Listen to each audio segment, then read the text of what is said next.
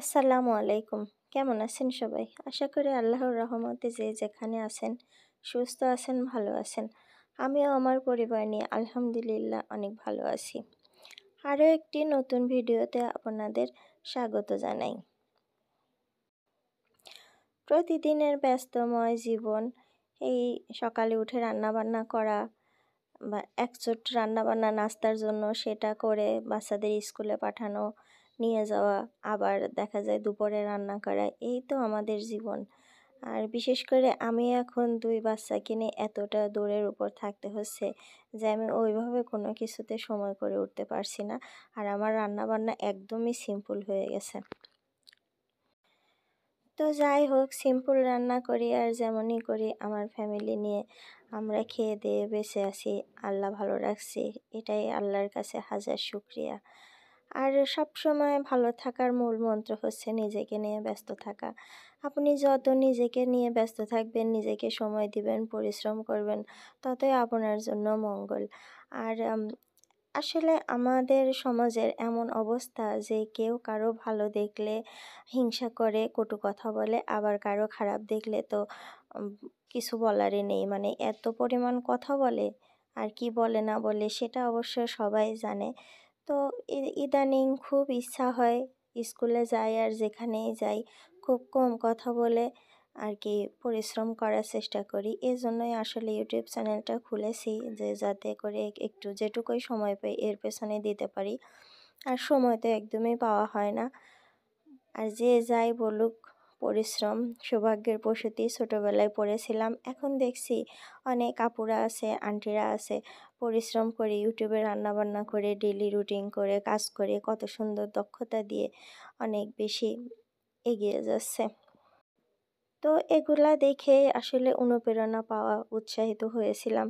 কিন্তু আসলে কিছু লোকজন আছে অনেক কথা বলে, এমনভাবে বলে যে মনটাই ভেঙে দেয়। ইচ্ছা করে যে দুনিয়ায় আর বেঁচেই থাকবো না, মানে মনে হয় কত বড় একটা পাপ করে ফেলেছি।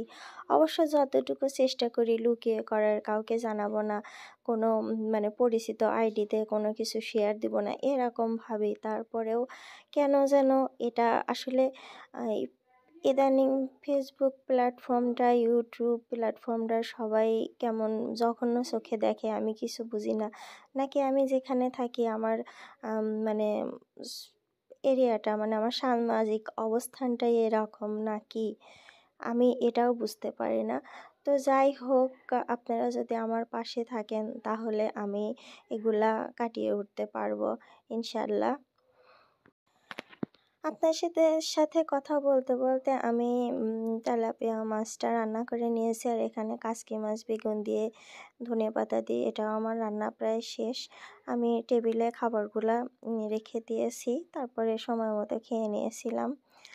আর আজ আসলে আমি একটু বাইরে যাব, মানে সন্ধ্যার পরে আমি আমার হাজব্যান্ড বাচ্চাদের রেখে বাইরে বলতে কিছু টুকটাক জিনিস যা বাজারের লিস্টে আসলে মানে কেনা হয় ঠিক মতোই। কোনো মাসে দেখা যায় পুরোটাই লেগে যায়, কোনো মাসে থেকে যায়, আবার কোনো মাসে শর্ট পড়ে। তো এই মাসে যাই হোক, আসলে শীতের দিন হয়তো এই কারণেই ভালো খাওয়া হয়েছে, যার কারণে অনেক কিছুই শর্ট পড়েছে। আর জানুয়ারি মাস যেহেতু টুকটাক ক্লাস হচ্ছে, শীতের মধ্যে সকালে ওইভাবে ভারী খাবার খাওয়া হয় না বাচ্চাদের, তাই টিফিনও দিতে হচ্ছে।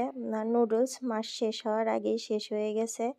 আবার এই যে স্বাদে ম্যাজিক আমি 2 ডজন করে নিয়ে আসি, তারপরেও এ মাসে আগেই শেষ হয়ে গেছে। তাই টুকটাক বাজারের জন্য গিয়েছিলাম, 2 জনে মিলে বাজার করে নিয়ে আসছি। আসার পরে এগুলাই আমি গুছিয়ে নিয়েছি। আর বেশিরভাগ সময় মানে গরুর যে দুধটা হয়, তরল লিকুইড দুধটা, এটাই খাওয়া হয়। তারপরে দেখা যায় সব সময় ওইটা আর কি ফ্রিজ থেকে বের করা, গলানো অসুবিধা, তাই কফি খাওয়ার জন্য গুঁড়ো দুধটা নিয়ে আসি। তো এবার দেখছি একটা শেষ হওয়ার পরে আরও একটা লাগলো, মানে মাসও। আর জানুয়ারি মাসটা কেন যেন সেই 30-31 এই মাস হয়, তারপরেও মনে হয় জানুয়ারি মাসটা অনেক বড়, শেষ হতেই চায় না, শেষ হয়েও হয় না, এরকম মনে হয়।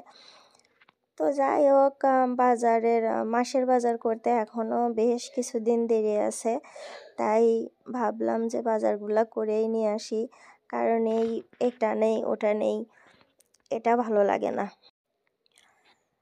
আবার এ মাসে দেখছি বিস্কিটও শেষ হয়ে গেছে তাড়াতাড়ি, যার কারণে কিছু পরিমাণ বিস্কুটও নিয়ে আসলাম। বিস্কুটগুলো এনেছি স্বপ্ন থেকে। আসলে আমি বাজার করি সবসময় হিসাব করে।